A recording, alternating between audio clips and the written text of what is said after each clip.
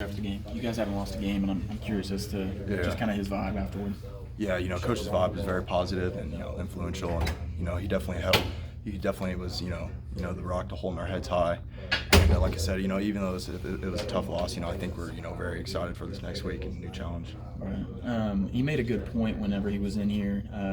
Holding Oklahoma State at 26 is typically a pretty good sign. But you look at the stats, and Chuba goes for 296, and he said, I'm not too worried about the yards. I guess where do you fall on that? Just being a part of the defense, and kind of watching it. Yeah, well, obviously they had playmakers on their side of the ball, from the quarterback to running back to wide receiver, and they were all making big plays. And even though we only held them to 26 points, and I don't know how many field goals they had kicked, that's the goal, just get off the field without any score. But we can settle for a field goal. And but at the end of the day, we just weren't doing our job, being a little bit disciplined to give up those big plays. And that was kind of the thing, right? Is it was just a couple chunk plays. I guess how much of that is a concern, and will it be going forward? Yeah, well, it's definitely a concern for us, because if we give up big plays, that's a big momentum change for them.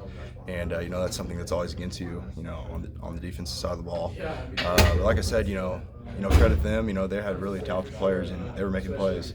And even though if we're in our correct gaps or assignment, it comes down to just being a football player, and they were just making plays. Second snap of the game, you get a sack.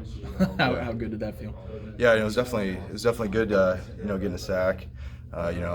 Being week 4 and not getting one through those first 3 weeks. And it was definitely a good feeling. And I think I just credit the defensive line overall. I think the defensive line did very well this game. What promising signs did you see after this loss in the locker room that you guys can bounce back? Coach Clyde always talks about every game's different. Yeah, definitely. Well, I think this was a good game for us, a good learning experience. Just adapting back to Big 12 football. With all the with the playmakers and the big plays that happens in the Big 12 conference, and it's just a learning experience for us. It's just us, I say, adapting back to the Big 12. Was it? Hard knocks, but how tough was it? Kind of getting the loss. Getting what? Getting the loss. Yeah. It was definitely tough. Our first game, in the Big 12, first conference game. And, like I said, it's just a learning experience. Coach Klein was very influential and very positive after the game. We didn't really play to our capability this game.